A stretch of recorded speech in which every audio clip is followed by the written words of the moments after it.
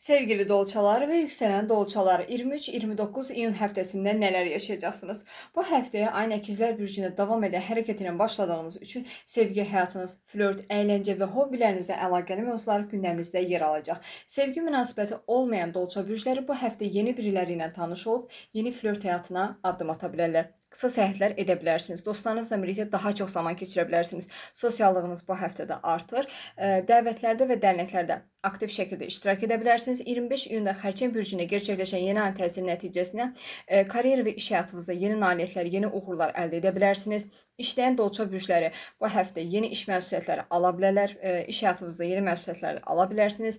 İş dəyişikliyi də yaşaya bilərsiniz bu həftə. Eyni zamanda ünsiyyətdə biraz diqqətli olmağa çalışın. Çünki ünsiyyətdə yanlış anlaşılma kimi hadisələr də yaşaya bilərsiniz. Yeməyə olan iştahınız arta bilər və bunun nəticəsində də kilo ala bilərsiniz. Yeni iş layihələrində iştirak edə bilərsiniz və 26 iyun tarixində Merkuriyənin Şir bürcündə hərəkət etməyə başlaması nəticəsində şəxsi maliyyə gəliriniz arta bilər və bir tərəfdən də sevgi münasibətinizdə biraz fikir çatışmaları və fikir ayrılıqları da yaşaya bilərsiniz. Evlilik, ortaqlıq, iş ortaqlığı və ikili münasibətlərdə bu həftə ünsiyyət və kommunikasiyanız arta bilər.